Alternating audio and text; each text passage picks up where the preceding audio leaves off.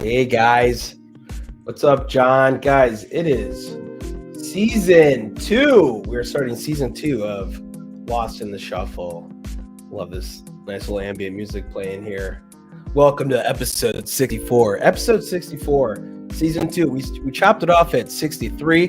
We thought that was a good number right there, right before Aaron Judge's 62 last season. Which was the highlight of their season because it ultimately could not beat the Astros. Kind of like, yeah, I mean, at this point, as a Yankee fan, you're like, why can't we beat this team? And obviously the reason was starting pitching. Yeah, but John, there's a lot of teams that have that same question too. Why can't we beat the Astros? Phillies are going to be one of them as well.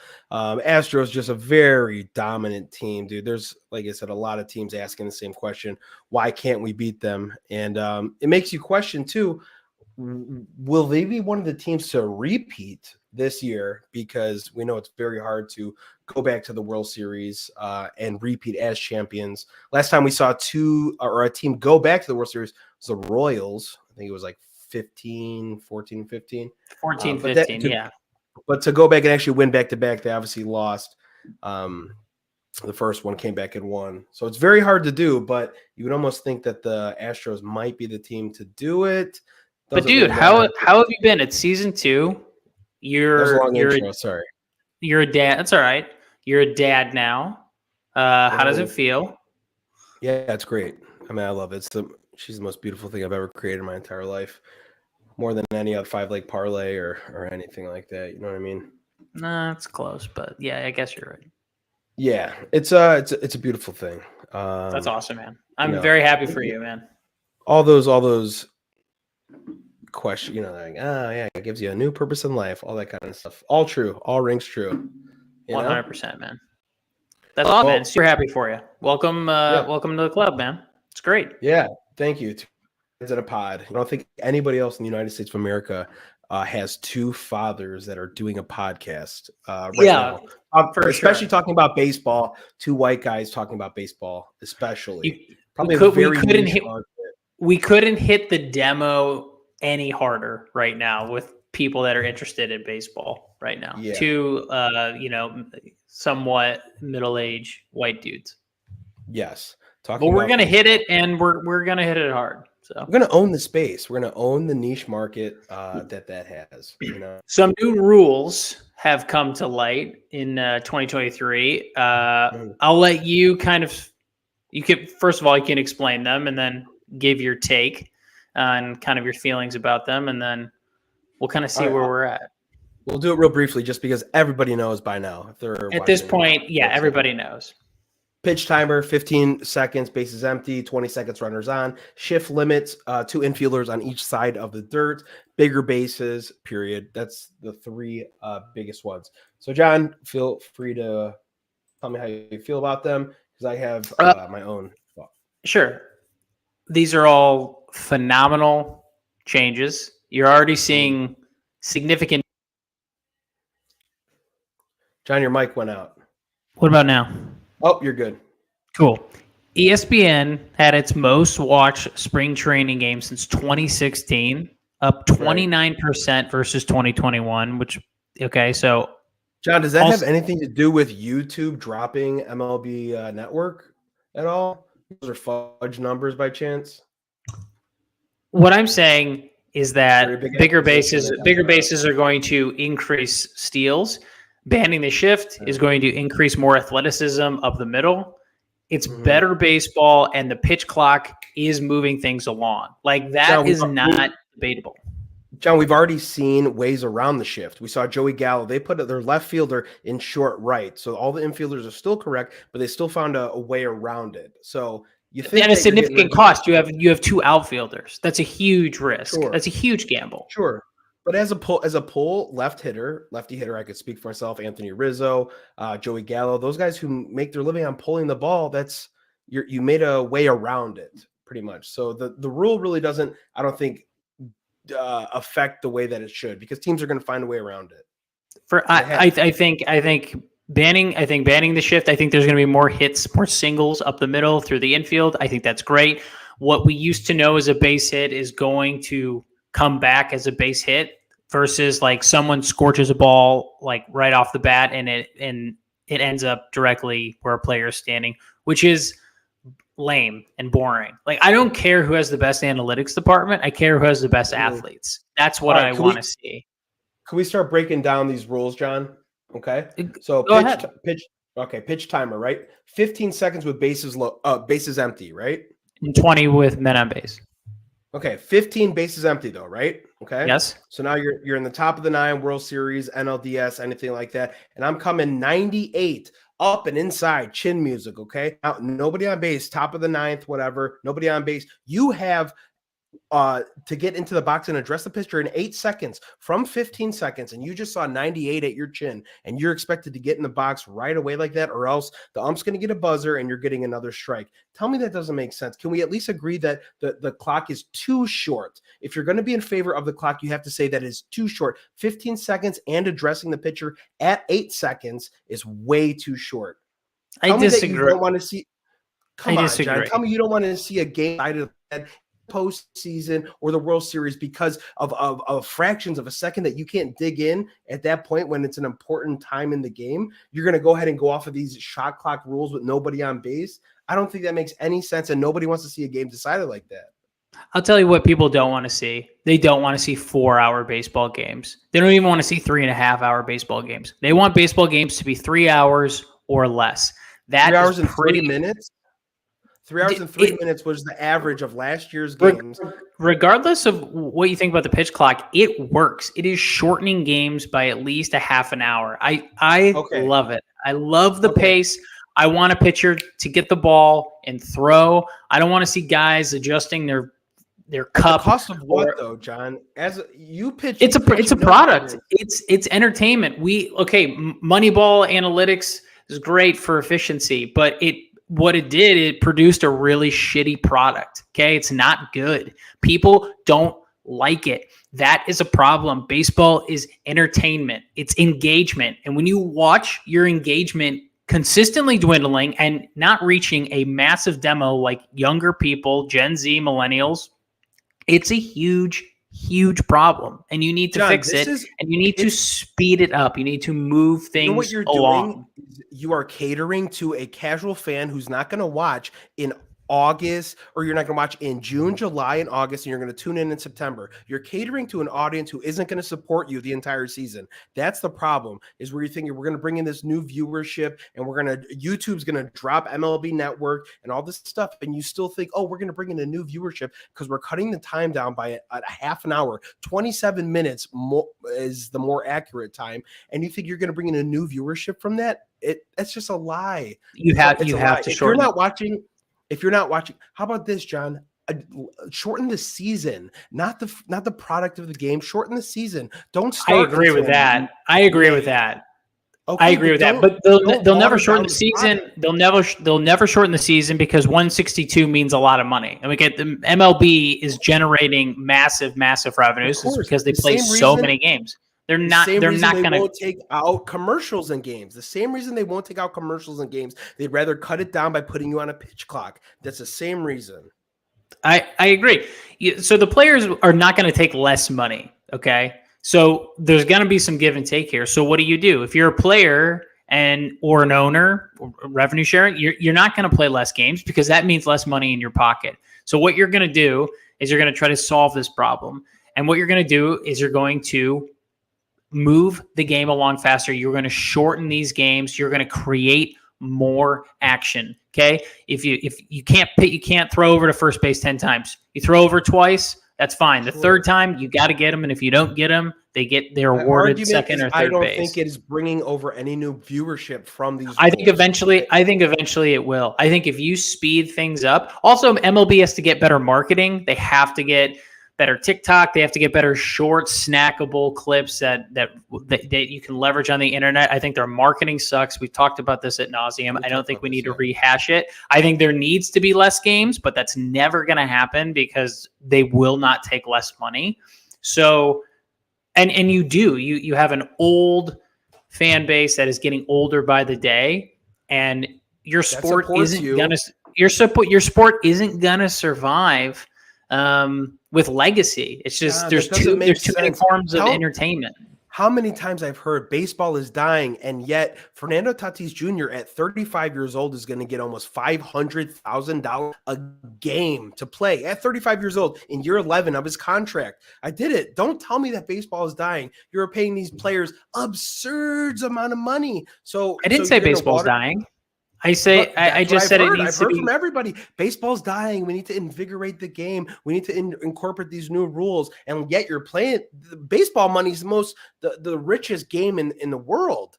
No, everybody wants to play baseball, soccer and baseball. So I don't understand how they say, well, we need to invigorate the game and make all these rule changes so we can bring viewers. You're paying your players top dollar. This isn't WNBA, right? There's less youth playing baseball. Rob Manfred has talked about this at length. People, certain demographics are going for football and baseball. Other people are playing soccer. And also, let's just be real. Travel ball has really created a massive gap in accessibility for the sport. It's not a cheap sport to play. A bat, a glove, cleats. There's a lot of accessories that you need to play this game. It's not accessible. Same thing with hockey. All people, golf, hockey.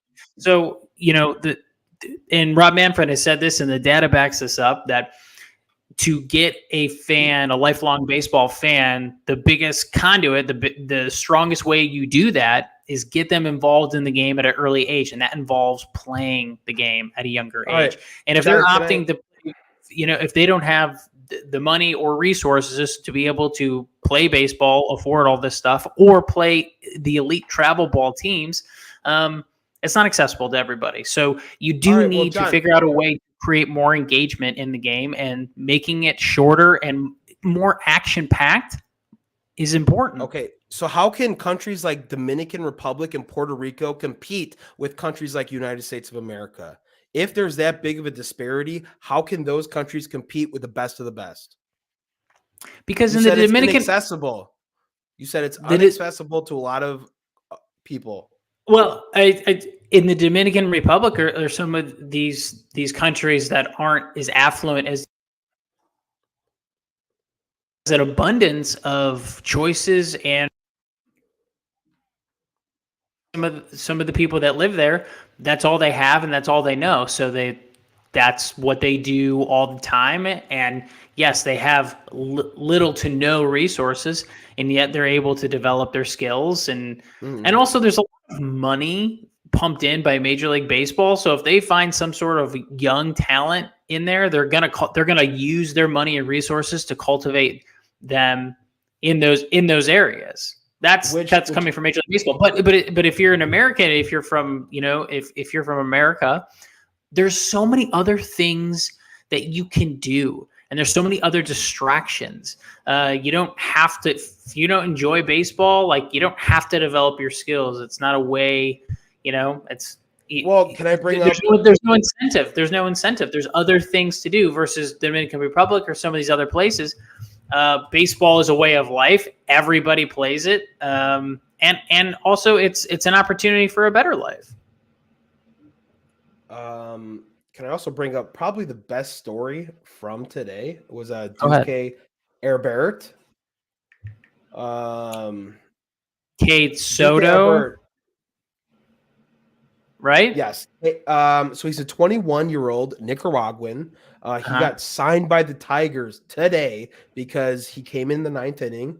He's throwing very low off-speed up, sliders around 79 to 86 miles an hour. He topped out at 89. The Tigers signed him today. He came in the ninth. He struck out Juan Soto, Julio Rodriguez, and Rafi Devers. Probably 3 of the top 15 baseball players in Major League Baseball today struck him out, went 1 inning, gave up 1 hit, and struck out 3.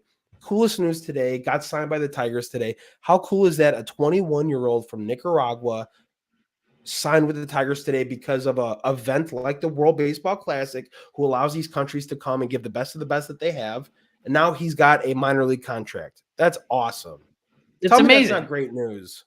That's the best. That's awesome. I mean, just one, it shows that, that's the great thing about baseball. Just on any given day, if you execute, doesn't matter who you are, you can have success, whether you're big, tall, small, whatever, best player in the world or unknown. I mean, the randomness of baseball is one of the best things. But to have an event like this to make something like that happen. You know what I mean? Like, I made a video about the guys from Czechoslovakia or Czech Republic. Like, they have normal jobs. They're regular dudes, school teachers. I watched that documentary. About the Czech team. That was super, super cool. There's like a doctor on there. There's a firefighter. Yep. They have all these real jobs, and they just all get together and love baseball. Yeah. Yeah. Awesome. Just social like media directors for healthcare companies. I know, man, weird. Dude.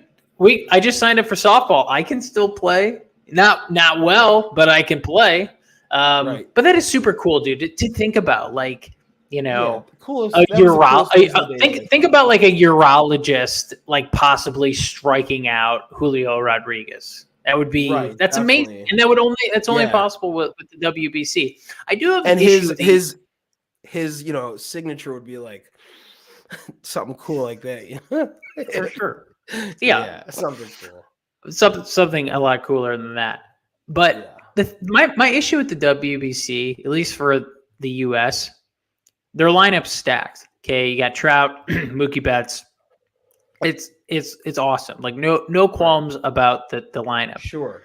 But it's so obvious that they just did not allow any of the top pitchers to be part of the team. Like they definitely were allowed to. They just didn't feel that they just didn't want to. Right. But I get it. Like pitchers get hurt constantly, but it sucks. It sucks because Adam Wainwright, but dude, come on. He has been around for way too long to start game one. You have Nick Martinez going. Going last night, and I'm just like, dude, we have Kershaw, we have DeGrom, we have Scherzer, we have so many other pitchers. Like, this is not our best. They're going through their own issues. They're going through their own issues right now, which makes it more difficult.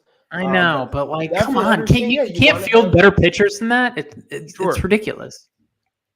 It's frustrating because like you lose to these teams, and you're like, I'm not saying the USA is the best, but like I know how elite our pitchers are, and the fact that they're not on the roster is solid. It's frustrating. The lineup's awesome. No issue about that.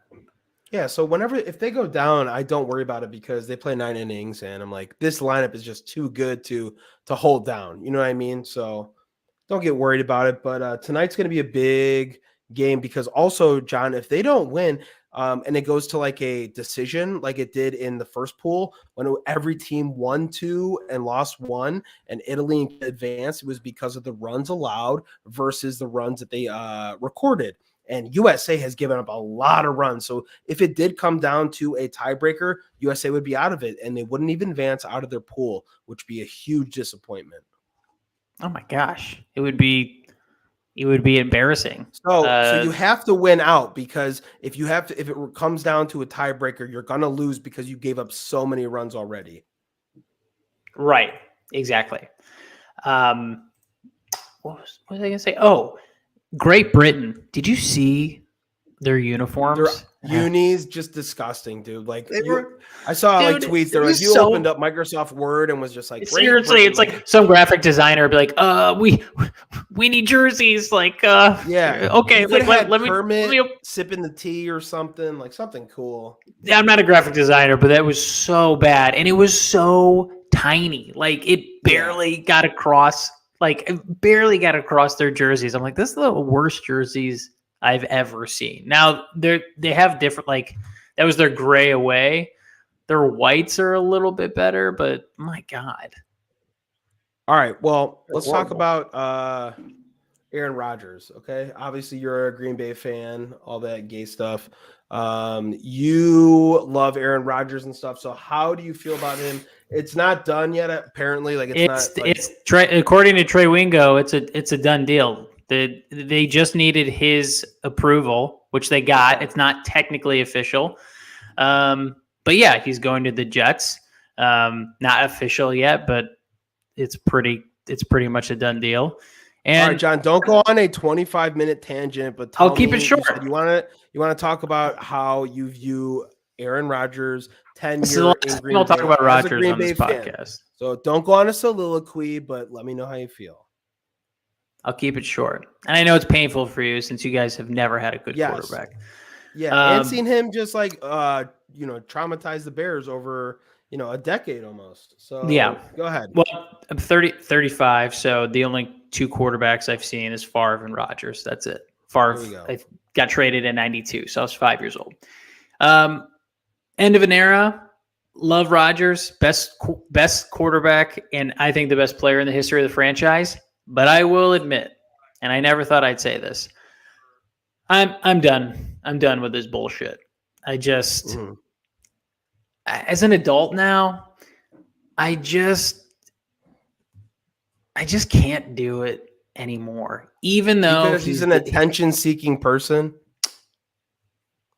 You know that. It's so hard. Validation and all this kind of stuff, and I'm very more important than everyone else. I understand.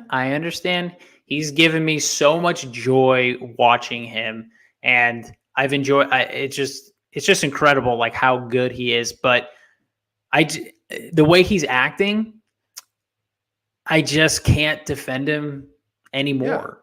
Yeah, he's a diva. I think as you get like. He's been single for so long, and when you're like he dated that. No. I mean not married. I mean not married with kids. Like he. I think, and he sort of has like this godlike complex where he thinks he's bigger than the team, and I've defended him for years, saying he is bigger than the team. Like if you take away Aaron Rodgers, that team sucks. The Packers are nothing. They're nothing, and they're nothing without Favre. Like, they draft well, but especially now in the NFL, if you don't have a top 10 quarterback, you're screwed. You can't statistically, like all the advanced statistics, like you cannot. You cannot win without a top 10 quarterback. You cannot win if you don't have a top 10 quarterback. It doesn't matter how good your defense is, your receivers, your O-line. You cannot win. And so I've enjoyed the time. Bring on Jordan Love. He's going to suck. But I can't complain. I got 2 Super Bowls from 2 Hall of Fame quarterbacks. We've destroyed the Bears. I've been able to shit talk all of my friends and family, which has been probably the most enjoyable part about all this success. Definitely. And I wish him the best of luck. I wish him the best of luck with the Jets. The thing that's going to kill me is that Broadway Joe said if you come to the Jets, he'll unlock his number 12 jersey and give it to Rodgers. And Rodgers is such a dick. He'll take him up on it too. Because you should be that's like a drunk homeless person telling you that they're gonna show you Willy Wonka's factory, right? That's true. Right? I mean, it's he was unlock my number 12. He probably thinks it's in a treasure box that he's gonna unlock and give it to him and. Probably be something. But he said he would unretire, the Jets would unretire number 12 and give it to Rodgers. And Rodgers is such a he's such an egotistical maniac that he would be like, "Oh, sweet. Like, yeah, absolutely. I'll wear number 12. That's awesome. Like, what an honor." But you would normally never want to do that. You would want to build your own legacy. But I could totally see Rodgers donning the number 12. I will say to your point. What number did Brett Favre go to when he went to the Jets? Oh God, I don't even remember. Was it still the number 4? That's how much he sucked. I'm Because Googling when he it. went to the Vikings, it was still number 4. I remember the Vikings. Yeah, he was number 4. He kept his number. He did. He also, do you hear that story about how he was like siphoning funds for homeless people in Mississippi to build a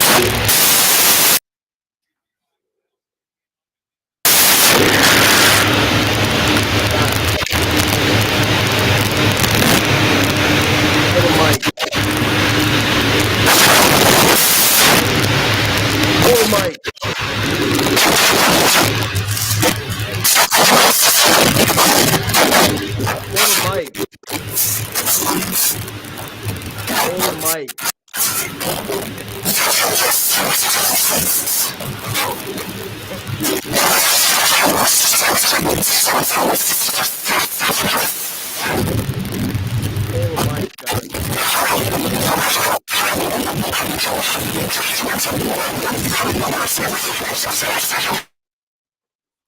John.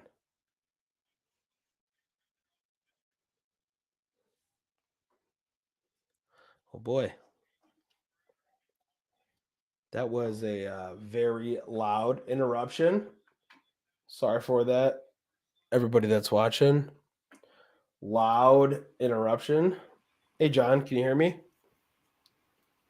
It went super loud. It went like say on loud real fast. I can hear you, John. Can you hear me? It went super say on loud real quick.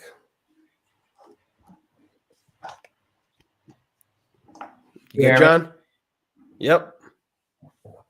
It's coming out of your computer, but I got you. It went super loud real quick. And now it went on mute because you unplugged something. But this is live television. That's how it works, right, John? John? John? Can't hear me? Oh boy. Can we go back to what you were doing? Because I can hear you. I can hear you.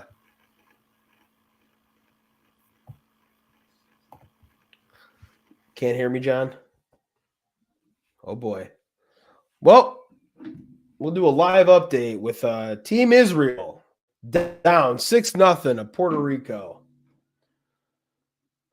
Keeping it 6-0 Puerto Rico. Hey, John, how are you? Hey, you got me? Uh-huh. Cool, man. Gotcha. What, did my mic go out? Yeah, something was super loud. It was just like like really loud. That's why I was like, pull it. Sorry, man. Apologies to our listeners. Got real excited once I mentioned Rodgers to the so.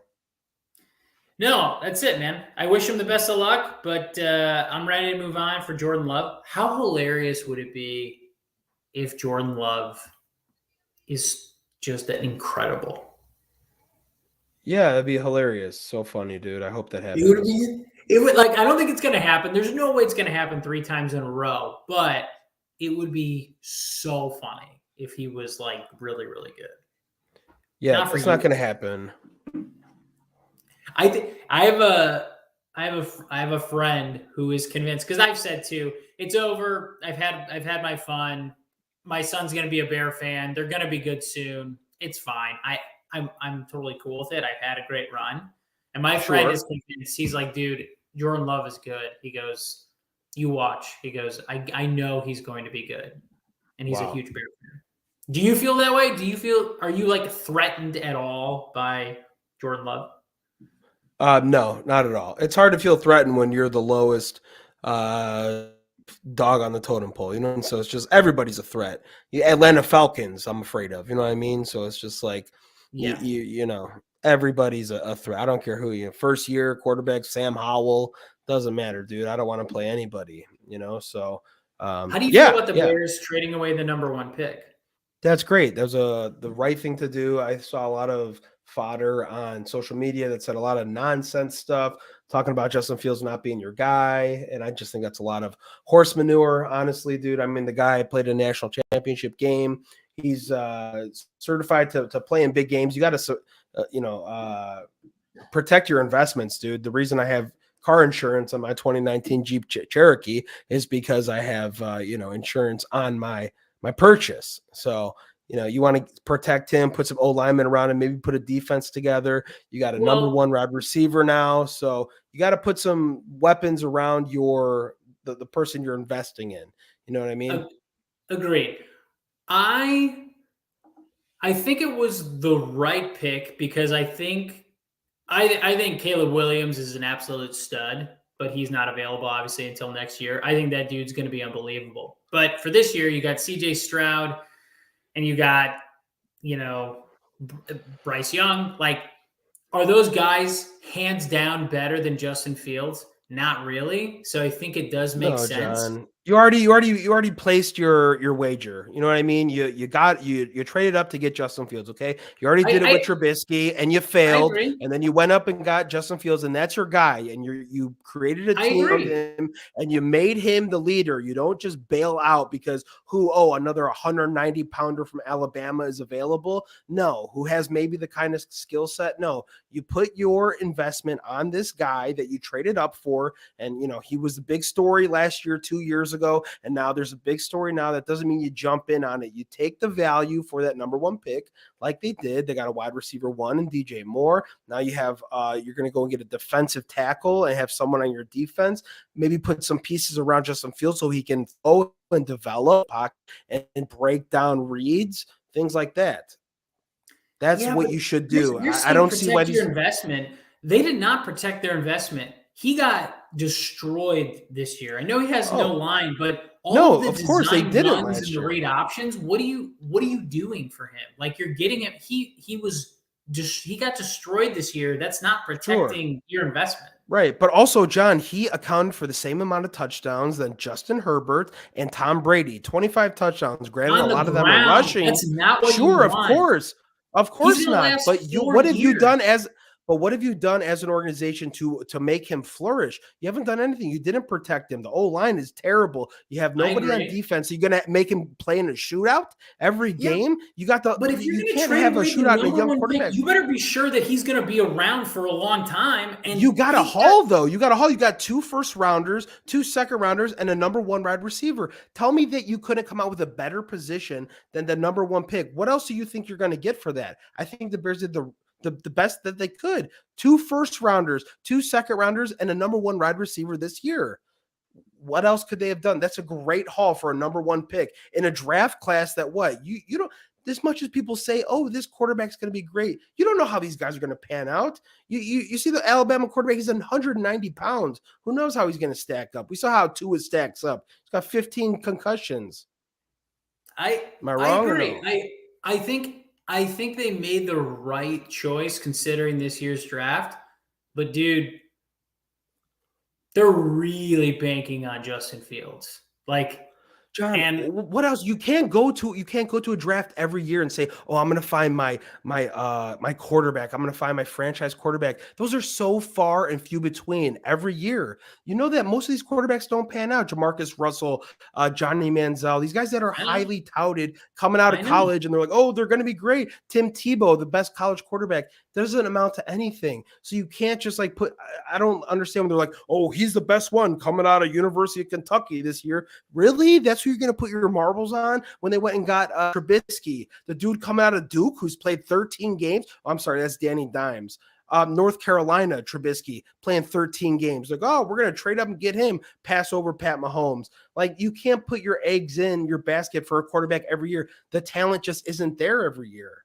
I agree. Sorry. I'm just saying if you're gonna put all your eggs in one basket, if you're gonna commit to Justin Fields, which you obviously have, you have to protect him. Stop the read options, stop the designed runs, and let him develop and go to second, third reads and let him throw to know what you have. Let me tell you something. he's not going to last in the league long enough on these design runs and all these other things. Like, he's just not going to be around that long. So if Talk to my draft friend him? Lamar Why Jackson. draft him if you don't The have same anyone to thing. protect him? You'll never get an accurate assessment of him ever. And when you do John, get that's guys what who I can said block though, for him, is to protect him.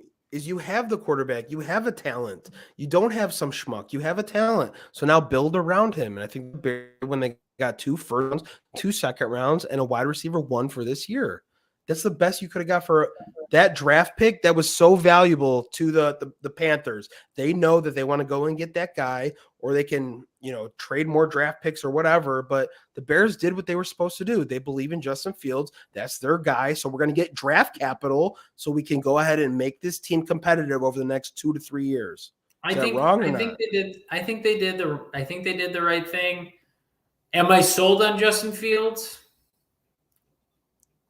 He's okay. He's a great runner. Sure, John. But what have you seen though? You haven't seen him in an element. He went to a national championship game with Ohio State, one of the best teams in college football, and they protected him. They had a system around him. They'll talk about, oh, he's a system quarterback. Yeah, you put a good system around a good athlete or a player, Lamar Jackson, Justin Fields, these guys, you put them in a system that they could throw, run, RPOs. You see it with Jalen Hurts. He runs an RPO in Philadelphia, and they were so successful.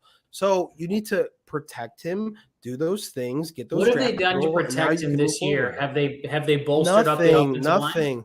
No, and I can't. I'm not going to back them and say, oh, they didn't have anything. They didn't. They don't have anything. But now that they have draft capital, they can start to put those pieces together, or at least you would hope so. You would hope that they would put those pieces together because now that they have draft capital. Wrong or no?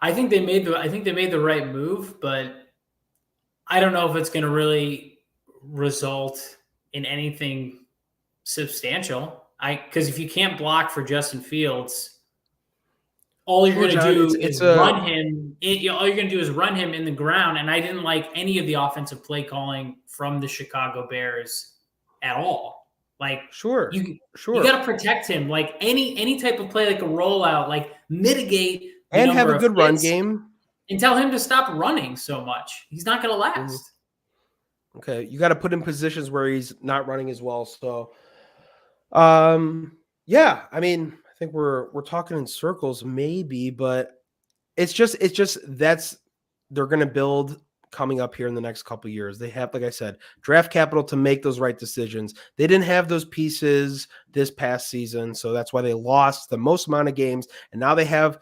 We thank Lovie Smith, the Texans, who won that last game on that 2-point conversion that gave the Bears the first draft pick, that gave him all this power to get all that draft capital. So, Lovie Smith, we thank you for that, because without you, we wouldn't have power. That's true. And plus, with Rodgers leaving, the NFC North is totally up for grabs. John, can I give you a stat of the day? Yes.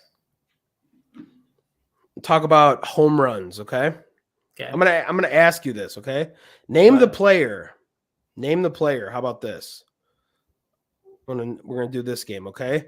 Name the player who's had a home run. Okay. Okay. Sorry. Gotta pull this up so I don't fuck it up. Is there a question? Yeah. Home run in the World Baseball Classic, in the NL wildcard game, in the AL wildcard game, in the NLDS, in the ALDS, in the NLCS, in the ALCS, the World Series, and I mentioned the World Baseball Classic. Kyle Schwarber. Kyle Schwarber. Very good. Did you see that today? No, but I saw him at a home run the other night. I know he played for Boston, so I know he had AL representation, and obviously with the Cubs in the World Series. Wait a minute. Mm-hmm. He never had a home run in the World Series. Yes, he did. Yeah, not a Game 7, but in a World Series. Yeah. He did? He did. I don't think so. He almost did. No, he hit it in the World Series. Kyle Schwarber? I don't think so.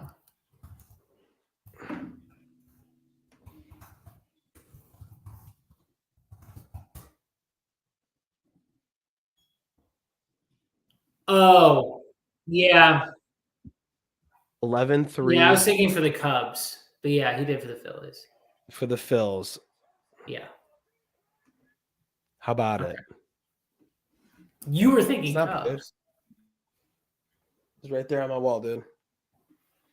Dude, he's a stud, man. Yeah. Huge pecker. All right, but man, what do you think? Is that good for now? I think it's good, man. First one back. Sorry about the tech issues. I think I have an idea of why this happened, and we can alleviate this going forward. But dude, it's good to be back, man. I'm excited to do this every week.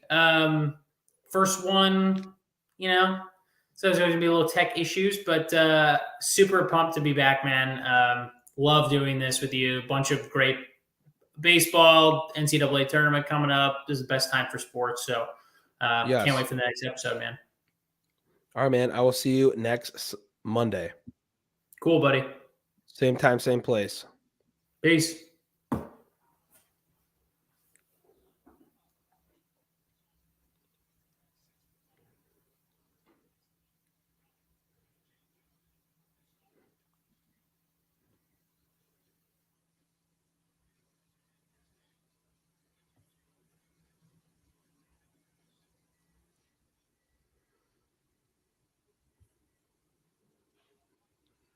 Having trouble connecting.